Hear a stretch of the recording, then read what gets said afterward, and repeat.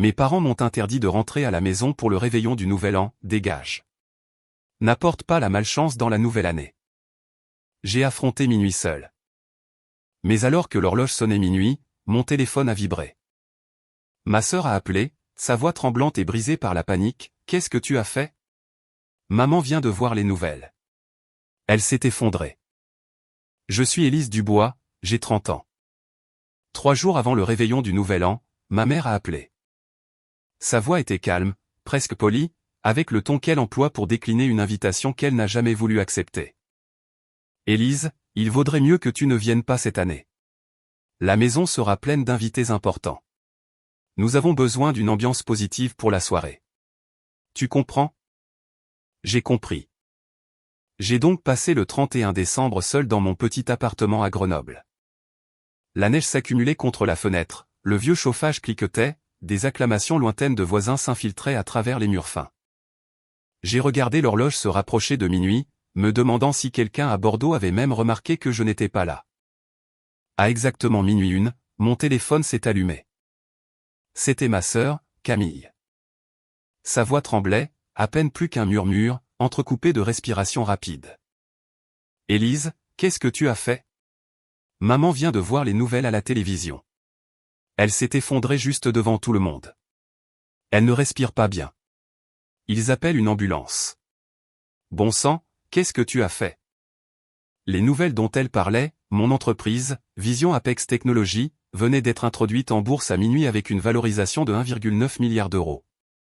Et au même instant, l'article de couverture de Forbes est tombé, avec chaque courriel, chaque enregistrement, chaque document prouvant que l'entreprise familiale avait tenté de s'approprier mon travail. Avant que je vous raconte comment j'en suis arrivé là, si cette histoire vous touche déjà de près, laissez un commentaire ci-dessous et dites-moi d'où vous me suivez en ce moment, quelle heure il est chez vous, et si vous vous êtes déjà senti rejeté par les personnes qui étaient censées vous soutenir.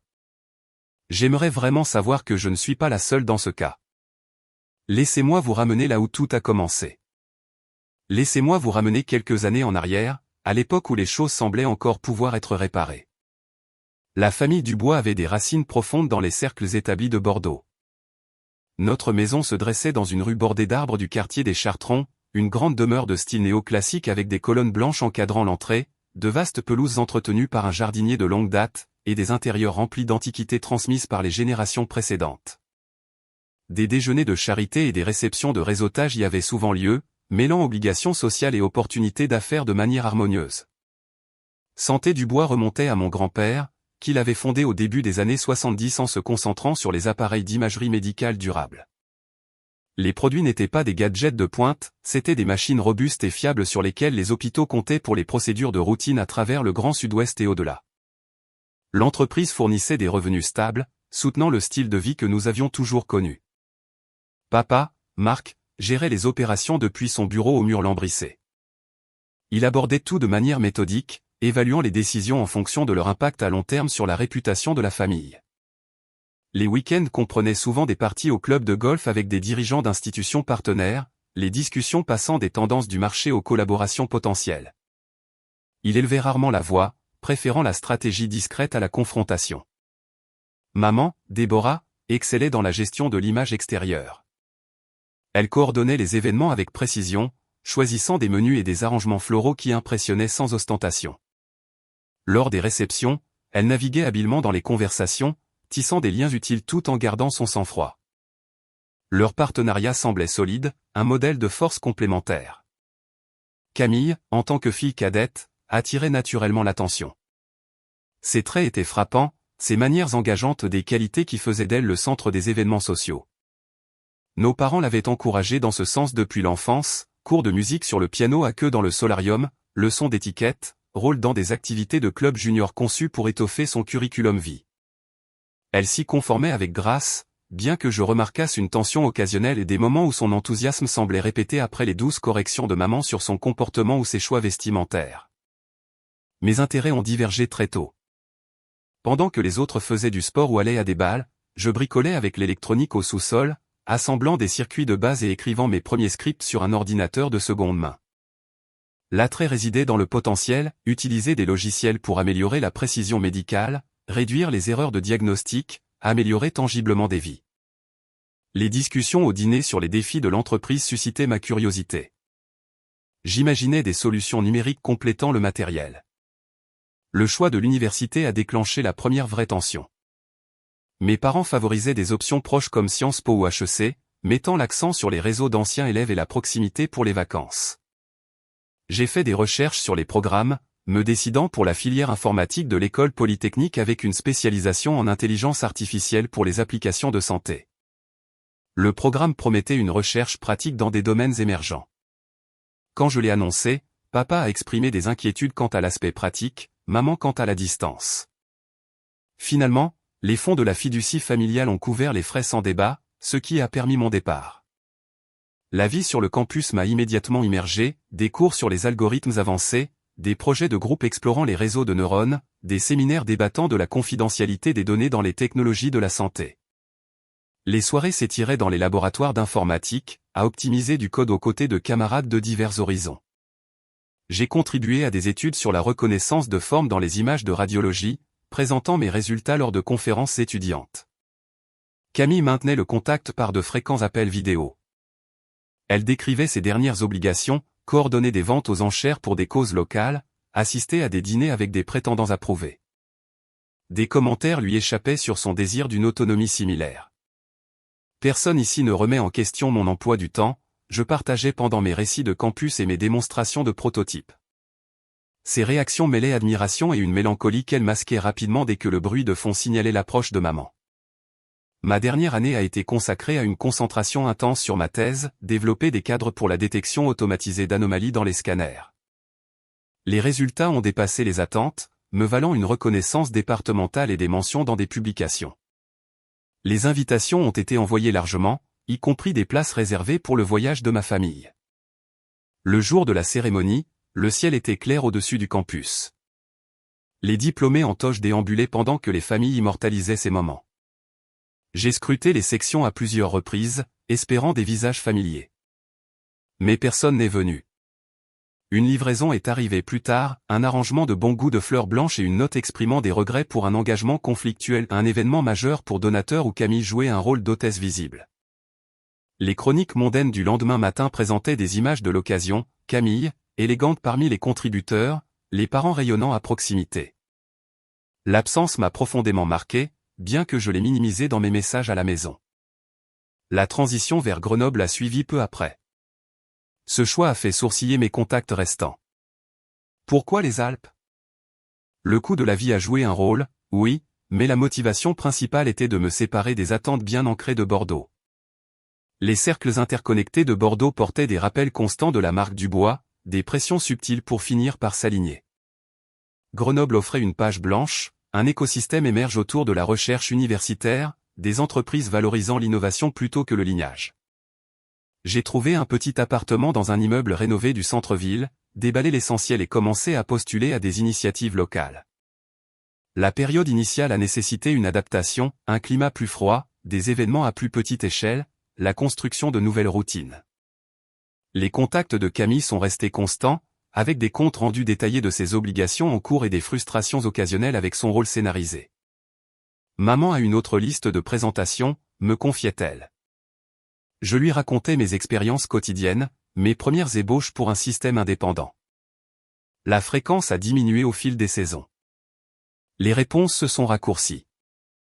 Les sujets sont devenus plus neutres, je soupçonnais une influence parentale. Des remarques indirectes remettaient en question mon détour des chemins pratiques. Camille a commencé à les refléter légèrement. Papa mentionne des postes vacants ici, si tu reconsidères. J'ai donné la priorité à mes efforts de développement. La solitude dans ce nouvel environnement permettait une concentration ininterrompue, les idées coulant sans jugements extérieurs, sans encore savoir à quel point ces décisions fondamentales, le déménagement, la poursuite d'une vision distincte amplifieraient les divisions au-delà de la simple géographie. Le détachement évolutif portait des sous-entendus que j'ai perçus mais que je n'ai pas pleinement affrontés, supposant que le temps pourrait combler le fossé. M'installer à Grenoble s'est avéré être la bonne décision de manière que je n'avais pas prévue. La ville avait cette énergie discrète qui me convenait, des centres de recherche liés à l'université, une poignée de jeunes entreprises axées sur des applications pratiques en agriculture et en santé, des gens qui jugeaient le travail par les résultats plutôt que par le pédigré. je partageais un espace de travail collaboratif dans un entrepôt reconverti du centre-ville avec 2 ingénieurs que j'avais connus à Polytechnique. Alexandre gérait les lourds pipelines de données, transformant les scanners bruts en entrées propres sans perdre de détails critiques. Samuel avait un œil pour la conception d'interfaces, s'assurant que les radiologues pouvaient naviguer intuitivement dans les résultats pendant les gardes à haute pression. Nous passions de longues heures à affiner le modèle. La force de vision Apex Technologies résidait dans des réseaux de neurones en couche qui détectaient des anomalies subtiles, des microcalcifications dans les mammographies, des ombres précoces dans les tomodensitométries pulmonaires et des irrégularités souvent négligées dans les services surchargés. Je lançais des sessions d'entraînement nocturnes, ajustant les hyperparamètres pendant que le café infusait dans la cuisine commune.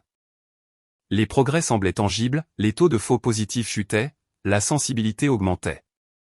Les petites victoires étaient célébrées avec des plats à emporter et des débats sur les prochaines fonctionnalités. Déposer le brevet provisoire tôt m'a apporté une tranquillité d'esprit. Il couvrait l'architecture principale, la manière unique dont les réseaux croisaient les informations à travers les couches d'images. La paperasse était simple, horodatage, diagrammes et revendications rédigés à l'aide d'un service de modèle juridique en ligne. Je le considérais comme une précaution standard, rien de plus. L'appel de papa est arrivé un après-midi tranquille, le téléphone vibrant alors que j'examinais les résultats de validation. Sa voix avait cette cadence mesurée familière, celle utilisée pour les mises à jour du conseil d'administration. La concurrence s'intensifie, a-t-il dit. De nouveaux acteurs proposent des scanners moins chers, les hôpitaux réduisent leurs coûts partout. Une pause, puis la demande directe. Ton système semble solide. Y a-t-il une chance d'obtenir quelques conseils techniques? Juste assez pour intégrer l'intelligence artificielle dans notre gamme, cela pourrait nous donner une marge de manœuvre. La demande m'a prise au dépourvu, mais la loyauté familiale pesait lourd. J'avais grandi en entendant parler des difficultés de l'entreprise à rester pertinente, de la façon dont les équipements traditionnels devenaient obsolètes. Contribuer me semblait une façon de combler la distance croissante, de prouver que mon chemin s'alignait encore d'une manière ou d'une autre. Je peux partager des conseils généraux, ai-je proposé, mais le cœur du système reste séparé. Il a semblé reconnaissant. Au cours des semaines suivantes, j'ai transmis un module de traitement en arrière-plan du code pour la réduction du bruit et le pré-traitement qui améliorait toute analyse en aval. Ce n'était pas révolutionnaire en soi, sa valeur émergeait en combinaison avec de vastes ensembles de données organisées.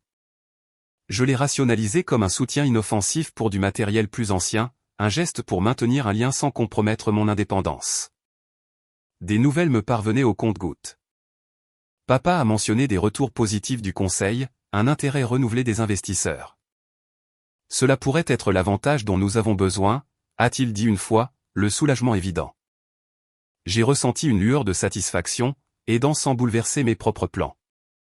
Puis le courriel mal acheminé est arrivé, transféré accidentellement d'un fil de discussion interne. Il incluait des ébauches de documents de présentation pour des réunions avec des investisseurs. Des diapositives bien en vue mettaient en avant des capacités de diagnostic améliorées grâce à des avancées exclusives en matière de pré-traitement. Mon module apparaissait restructuré, intégré de manière transparente à leur référentiel de données et sorti de scanners existants. La terminologie reflétait exactement mes notes, positionnées comme une évolution organique des efforts internes. Aucune reconnaissance de contribution externe, aucune référence à une collaboration au-delà de vagues, synergie. En le lisant plusieurs fois, l'incrédulité a laissé place à une prise de conscience brutale. La pièce que j'avais partagée, destinée à être une aide limitée, ancrait maintenant leur récit d'innovation. Associée aux ressources de santé du bois des décennies de scanners anonymisés, des partenariats hospitaliers établis, elle se transformait en quelque chose de bien plus précieux. Il l'avait entièrement recadré, effaçant son origine pour l'adapter à l'histoire familiale. Le sentiment de culpabilité fut le plus violent. J'avais fait confiance, en supposant une réciprocité, en ignorant les signes avant-coureurs des exclusions passées. Le module n'avait pas été volé à proprement parler, mais réutilisé de manière à brouiller les lignes de propriété. La colère couvait sous la honte envers eux pour l'exploitation, envers moi-même pour l'avoir permise.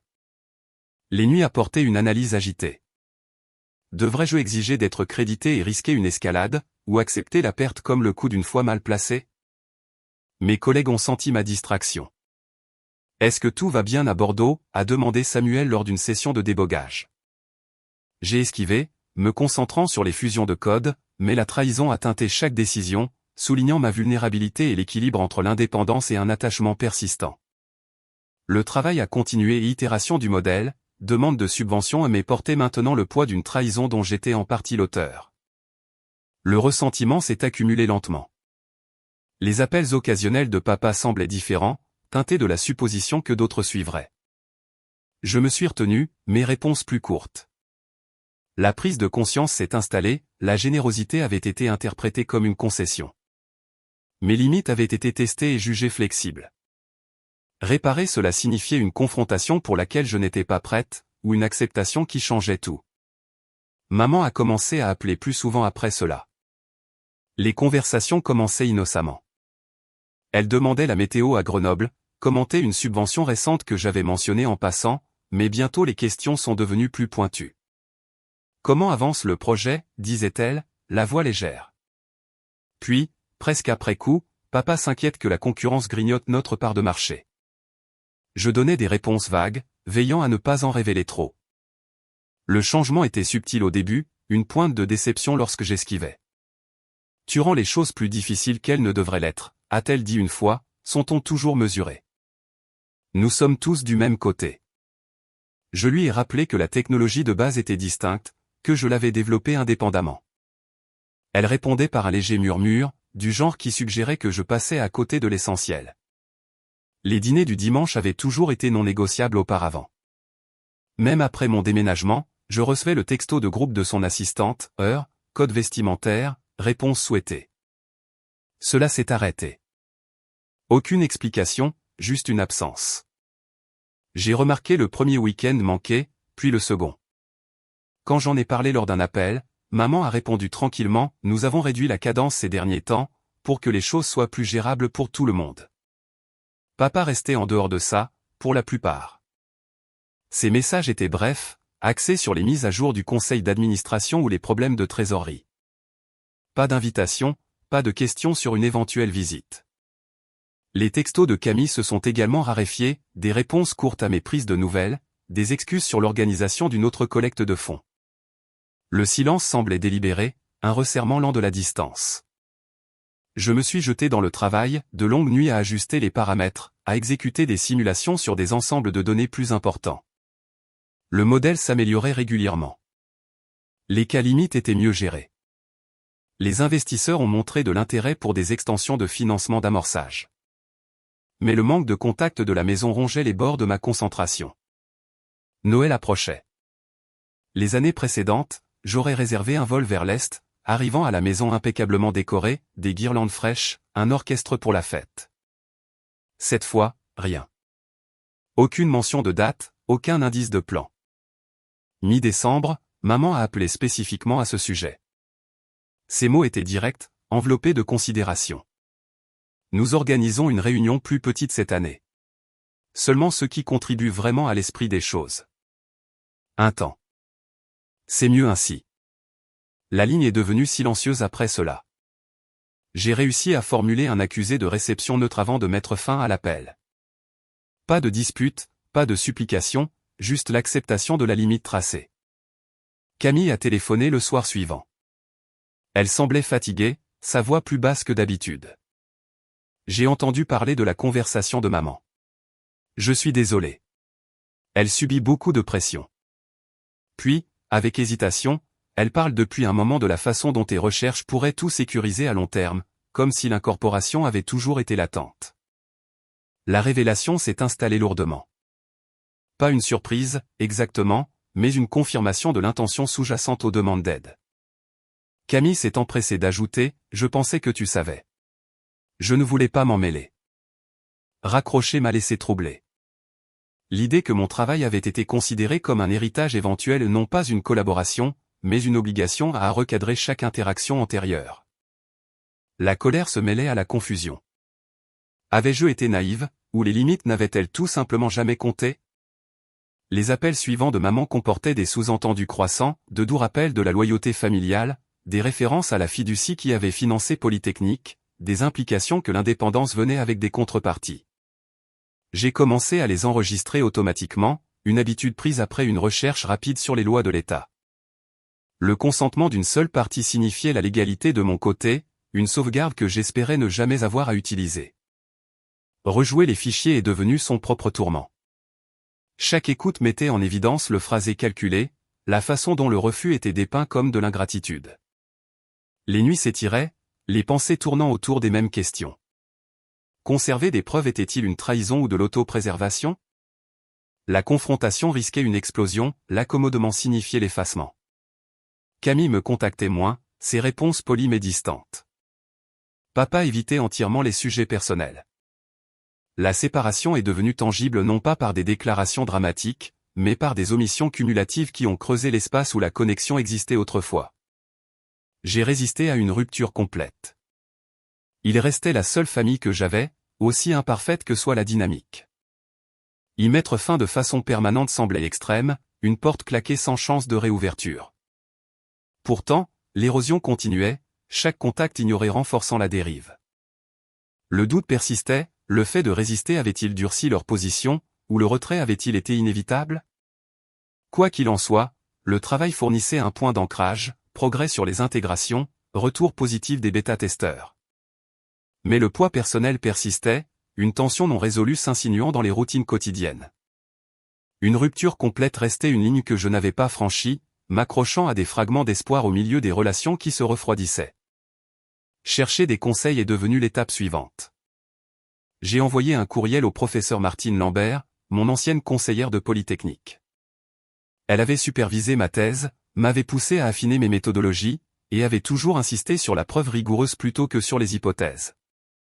Sa réponse est arrivée rapidement à une volonté de discuter, mais avec une pointe de prudence dans son ton. Nous avons programmé un appel vidéo. L'écran s'est connecté à son bureau sur le plateau de sa clé, des étagères remplies de revues derrière elle. Elle s'est penchée en avant, l'expression sérieuse. Raconte-moi tout depuis le début. J'ai partagé les chronologies, transféré les documents, les dépôts de brevets, les fiches de courriel, les documents de présentation mal acheminés. Elle a écouté sans interruption, s'arrêtant parfois pour examiner les pièces jointes.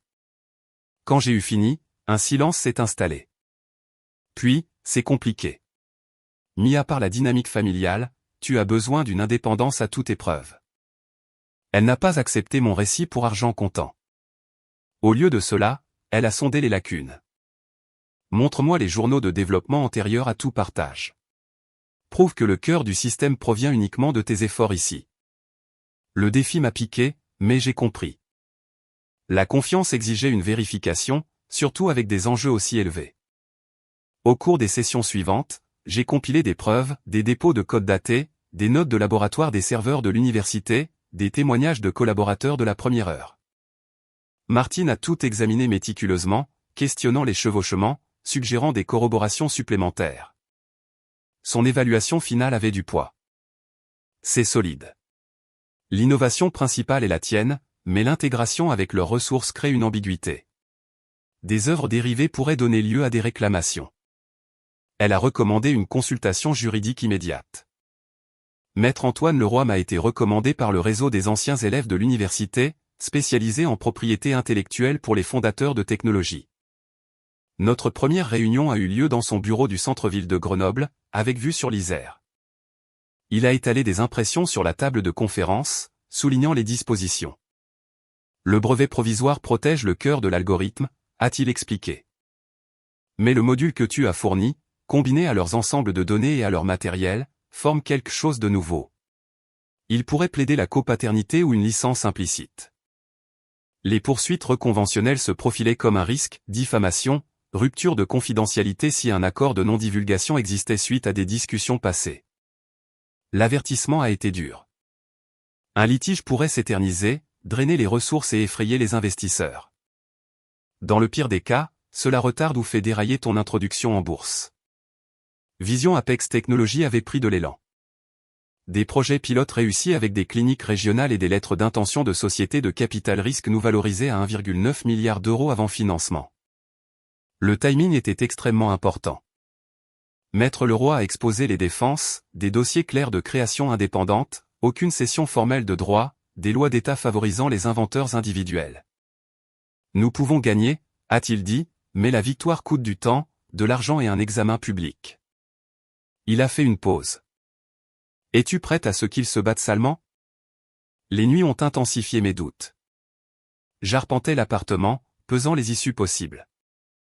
Une divulgation publique signifiait une exposition irréversible, le nom de la famille traîné dans les médias, des relations brisées sans espoir de réparation. Pourtant, le silence risquait de légitimer leur récit, bloquant potentiellement de futures levées de fonds si des questions se posaient. Martine prenait de mes nouvelles périodiquement, renforçant l'importance de la documentation. L'intégrité exige la transparence. Se cacher affaiblit ta position à long terme. Sa perspective m'a recentré, me rappelant pourquoi j'avais poursuivi cette voie au départ. Les réunions avec les investisseurs se sont accélérées. Les appels de vérification diligente ont sondé les origines, satisfaits par les documents préparés. La valorisation s'est maintenue, des tournées de présentation ont été programmées, mais le pari personnel éclipsait les gains professionnels. Le choix du moment pour les révélations afin d'avoir un impact maximal comportait un péril énorme. Organiser la couverture médiatique exigeait de la délicatesse. J'ai contacté des journalistes de Forbes et TechCrunch, leur fournissant discrètement des dossiers vérifiés sous embargo. Le plan s'est cristallisé, une publication coordonnée avec l'annonce de l'introduction en bourse à minuit, le Nouvel An, pour coïncider avec leur plus grand événement annuel à la maison. Les nuits blanches se sont multipliées. Les scénarios se déroulaient dans ma tête, une réaction négative non seulement familiale mais aussi professionnelle si j'étais dépeinte comme vindicative, une carrière bâtie sur le mérite menacée par la perception d'un drame. La peur la plus forte concernait les liens hérités, le fait d'y mettre fin de façon permanente. Pas de retour en arrière possible. Maître Leroy a effectué les dernières vérifications, confirmant les protections. Tu es couverte légalement, a-t-il dit, mais émotionnellement, c'est à toi de porter ce fardeau. La décision reposait uniquement sur moi, aller de l'avant et accepter les conséquences, ou me retirer et compromettre mes principes. L'hésitation a atteint son paroxysme dans les heures calmes, pesant la perte contre le respect de soi.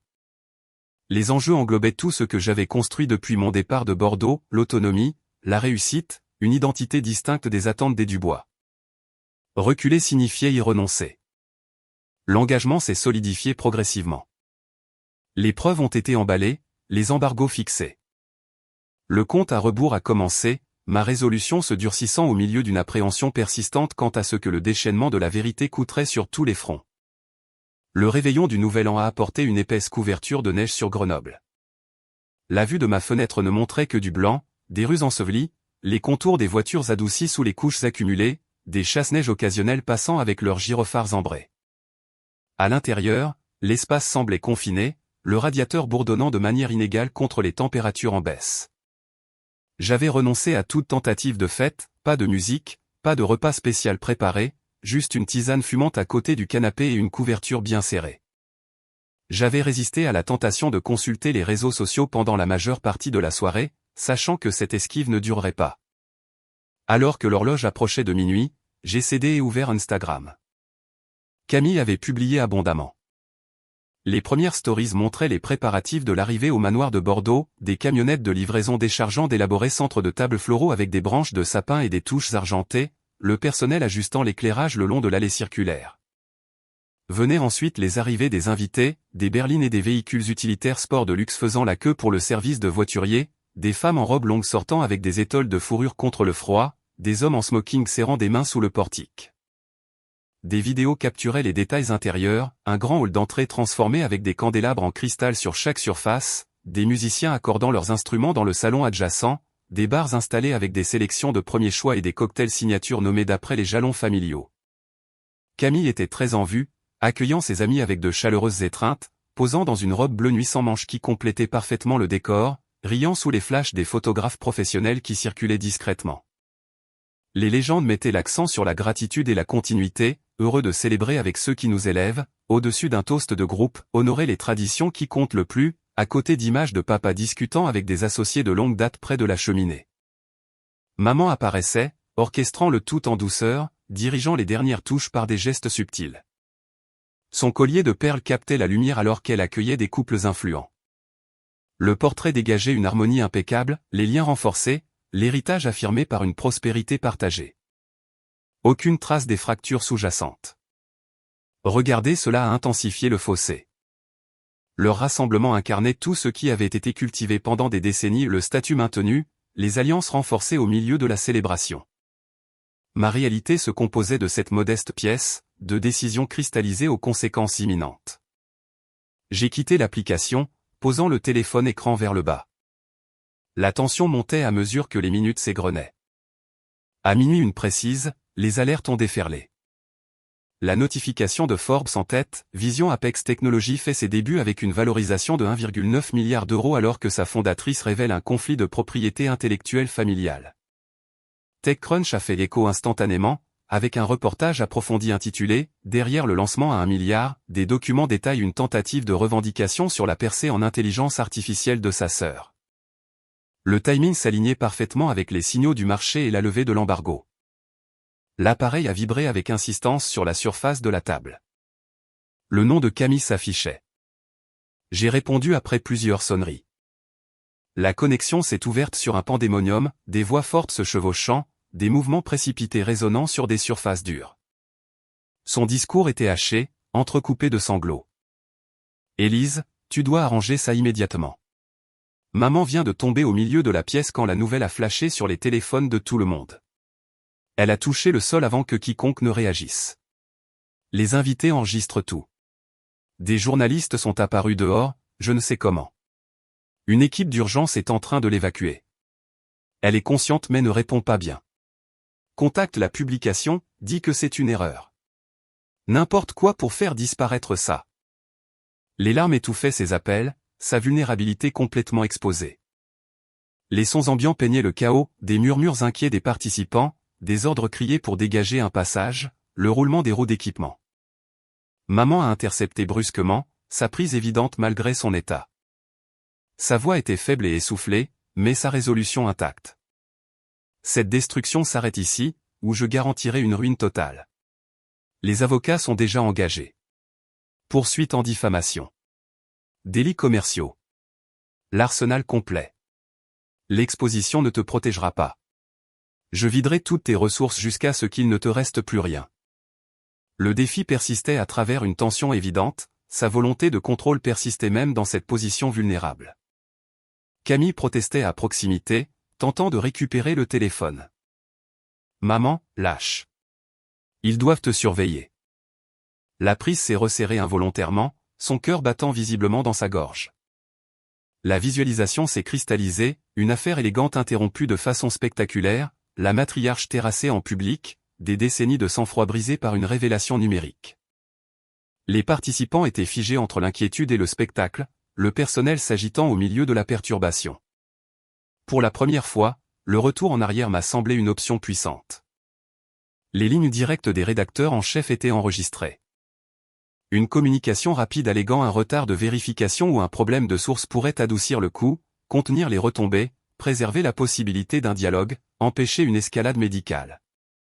Le coup personnel dominait mes pensées, l'épisode de ma mère, un événement déclencheur de stress authentique, raisonnable compte tenu de son âge et des pressions accumulées, l'angoisse de ma sœur, sincère, positionnée involontairement au centre de la crise.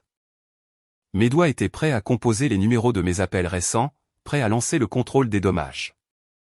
Cependant, les vérités contraires ont refait surface, un développement indépendant prolongé, une intégration non autorisée, une mise à distance systématique culminant par un rejet manifeste. Une rétractation reviendrait à cautionner une fausse représentation, sapant le fondement de mes revendications pourtant justifiées. La détresse de Camille s'est amplifiée, ses répétitions urgentes. Pense à la scène ici, s'il te plaît. Maman a inséré entre deux inspirations laborieuses, tu répondras de chaque conséquence. La lutte interne a atteint son paroxysme, l'empathie défiant la conviction, la souffrance immédiate testant le droit abstrait. La détermination s'est reconstruite progressivement. Le reportage reflète des dossiers vérifiés, ai-je répondu d'une voix stable. Ce n'est pas de la vengeance, c'est une question de responsabilité. Le tumulte s'est intensifié, des ordres professionnels pour des contrôles vitaux, des bips d'appareils portables. La communication a été coupée soudainement. Le silence a repris possession de l'appartement, interrompu uniquement par la tempête persistante. L'affichage de l'appareil s'est estompé, mon reflet visible dans la vitre. Le trouble s'est dissipé au fil des minutes. Le choix était affirmé de manière concluante, l'action irréversible, les résultats acceptés. Les précipitations persistaient, recouvrant uniformément les extérieurs. Le passage à un nouveau calendrier s'est produit non pas au milieu des réjouissances, mais au milieu d'une confrontation avec moi-même. Les événements de la soirée ont cimenté la séparation, l'ambiguïté a été éliminée. Les développements ultérieurs, actions des avocats, positionnement médiatique, répercussions individuelles et découlaient de la divulgation mise en acte. La solitude s'est imposée comme absolue, paradoxalement valorisante dans son indétermination. La lumière du matin introduirait les étapes suivantes, mais le tournant décisif était maintenu. La tempête s'est calmée progressivement, déposant une couche sereine sur le paysage urbain. Un renouveau analogue a été ressenti intérieurement, gagné par un examen nocturne. Aucune option de retour en arrière ne subsistait. La progression, solitaire, constituait la seule direction viable. L'épreuve de la nuit avait forgé une clarté, une paix, provisoire mais authentique. Les retombées se sont manifestées de manière constante dans les mois qui ont suivi. Les partenaires principaux se sont retirés les premiers. Un grand réseau hospitalier du Sud-Ouest, client de longue date pour les équipements d'imagerie, a publié une déclaration laconique mettant fin aux accords en raison de préoccupations de réputation. D'autres ont suivi des chaînes régionales invoquant des clauses de révision éthique, préférant des fournisseurs sans litige public. Les flux de revenus se sont taris plus vite que prévu, les réserves de trésorerie s'épuisant pour couvrir les engagements opérationnels. Papa a géré initialement les communications de crise, de brefs communiqués de presse soulignant un engagement continu envers la qualité. Mais les demandes se sont multipliées, les journalistes sollicitant des commentaires sur les allégations. Les membres du conseil d'administration ont pris leur distance, certains démissionnant discrètement pour éviter d'être associés. La valeur de l'action, déjà privée mais suivie en interne, a chuté en valeur perçue. Maman s'est concentrée sur le confinement au sein des sphères sociales. Les invitations à des événements de longue date se sont raréfiées, les excuses polies mais claires. D'anciens alliés offraient leur sympathie en passant, mais les places aux tables changeaient. L'érosion de son statut est devenue palpable, plus d'inclusion automatique dans les cercles influents. Camille m'a contacté de manière inattendue un après-midi, suggérant un lieu neutre à mi-chemin, un café à Lyon. Nous nous sommes rencontrés un jour de semaine, un endroit choisi pour l'anonymat. Elle est arrivée l'air épuisé, a commandé un café noir, les mains enroulées autour de la tasse pour se réchauffer. « J'avais besoin de te voir en personne », a-t-elle commencé. Le rétablissement de maman a pris des semaines. Un épisode lié au stress, a dit le médecin. L'ambiance à la maison est différente maintenant.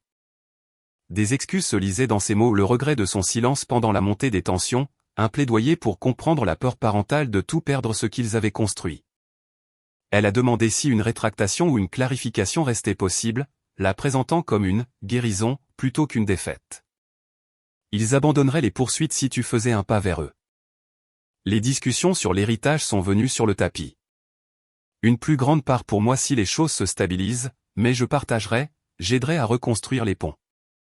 L'offre révélait clairement ses motivations, la sécurité liée à la conformité, la loyauté récompensée matériellement. La conversation a tourné en rond sans résolution, se terminant par une étreinte tendue. Le contact a cessé par la suite. Des indicateurs subtils suggéraient son retour au bercail, elle est réapparue sur des photos de famille lors de rassemblements plus modestes, alignés publiquement.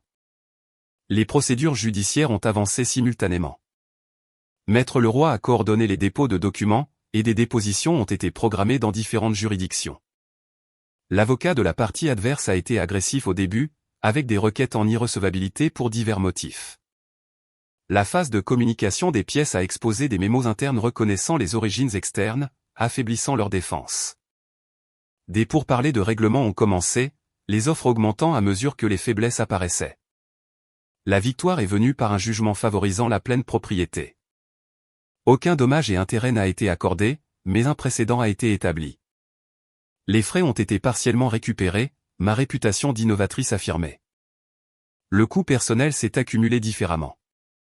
Alexandre, mon cofondateur gérant les opérations, a subi la pression de son propre réseau et des questions sur notre association, des retombées indirectes affectant les liens commerciaux de sa famille. Il a choisi de partir. Un rachat a été négocié équitablement, mais le départ a été douloureux. Samuel est resté, mais la tension était évidente lors des sessions de planification. L'introduction en bourse a navigué en eau trouble, des cycles de vérification diligente supplémentaires, des hésitations des investisseurs à cause des titres sur le litige. La clôture a failli être retardée 2 fois. Des clauses de contingence ont été activées. La finalisation a réussi de justesse, la valorisation ajustée à la baisse mais restant substantielle. L'isolement s'est solidifié. Plus aucun contact du côté de Bordeaux. Les messages sont restés sans réponse, les canaux de communication fermés. L'acceptation s'est installée que la réconciliation nécessitait une concession que je ne ferai pas. Le manoir a finalement été mis en vente publiquement, le prix réduit après un faible intérêt. Un déménagement vers une résidence plus petite a confirmé que le changement était irréversible. Les cercles autrefois centraux étaient maintenant périphériques.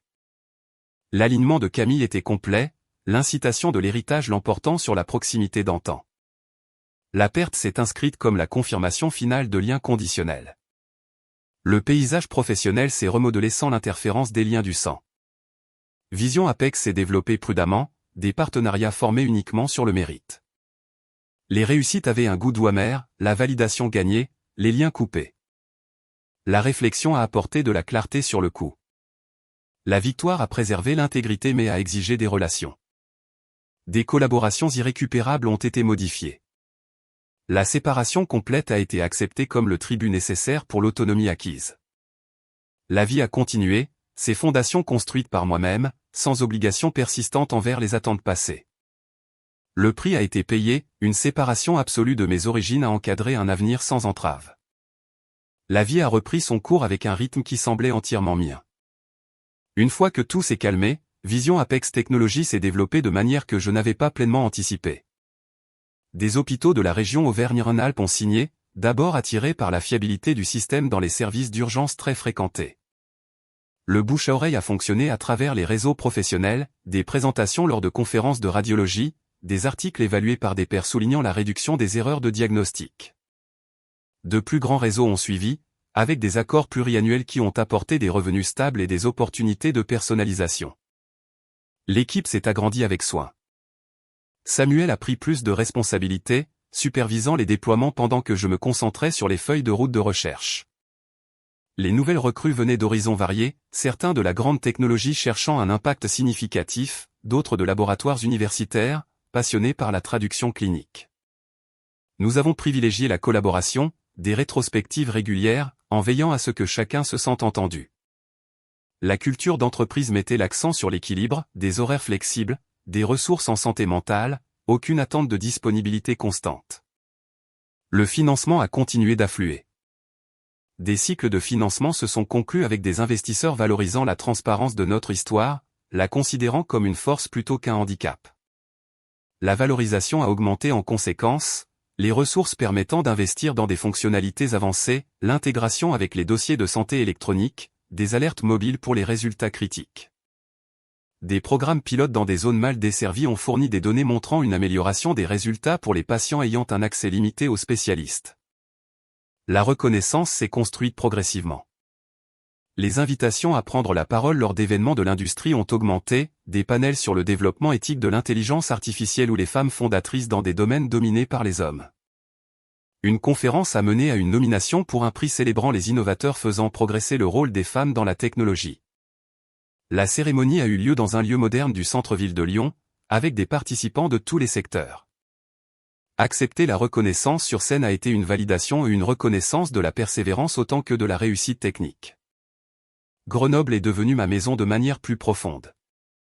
Les saisons ont façonné mes routines, des promenades d'automne le long de l'Isère pour admirer les feuilles changeantes, des soirées d'hiver emmitouflées pour les marchés en plein air avec du vin chaud, les crues printanières rappelant la force de la nature, les festivals d'été rassemblant la communauté. L'appartement s'est rempli de touches personnelles, des étagères garnies de mes livres préférés, une cuisine équipée pour expérimenter des recettes partagées avec les voisins, des plantes prospérant sous des lampes de croissance pendant les mois de faible luminosité. Les relations se sont formées organiquement. Des collègues sont devenus des amis proches. Des brunchs le week-end pour discuter de tout, des nouvelles de l'industrie aux objectifs personnels. Un groupe de course se réunissait chaque semaine, les conversations fluides pendant les kilomètres sur les sentiers pavés. Les réunions du club de lecture se tenaient à tour de rôle dans les maisons, les débats animés autour d'un verre de vin et de collation. Ces liens reposaient sur le respect mutuel, sans obligation ni jugement sous-jacent. Les soirées étaient souvent calmes, à lire à la lueur d'une lampe ou à examiner des propositions de subvention. L'espace procurait maintenant du réconfort, les craquements familiers du plancher, la vue des lumières du centre-ville se reflétant sur la neige en hiver. La solitude avait un poids positif, un espace de réflexion sans être de l'isolement. Un autre réveillon du Nouvel An est arrivé. La neige tombait régulièrement à l'extérieur de la fenêtre, de gros flocons illuminés par les lampadaires en bas. J'étais assise, blottie sur le canapé avec un café frais dont l'arôme remplissait la pièce, la tasse réchauffant mes mains. Aucun plan accepté, aucune pression pour célébrer de manière conventionnelle, juste une observation paisible de la tempête, la ville silencieuse sous la couverture qui s'accumulait. Le moment contrastait profondément avec l'intensité de l'année précédente, pas d'interruptions urgentes, pas de voix exigeant un retour en arrière, pas de tourment intérieur sur des étapes irréversibles. Il n'y avait qu'une tranquillité choisie, une chaleur générée de l'intérieur correspondant à la boisson. En contemplant les précipitations, une douce prise de conscience a fait surface. Parfois, se défaire des liens uniquement basés sur le sang laisse la place à la véritable découverte de sa propre identité. C'est la vérité fondamentale que ce chemin a révélée. Donner la priorité à sa valeur personnelle, même au détriment des relations que la société juge essentielles, construit une existence authentiquement vôtre. La sérénité ressentie ici le confirme, authentique et gagnée par des choix difficiles, précieuse au-delà de toute mesure. Pour quiconque navigue dans des dilemmes similaires, reconnaissez que vous êtes capable de définir la famille par l'alignement et le respect, et non par la simple biologie. Le courage d'établir des limites et de construire de manière indépendante engendre une liberté qui vaut la peine d'être poursuivie. La perspicacité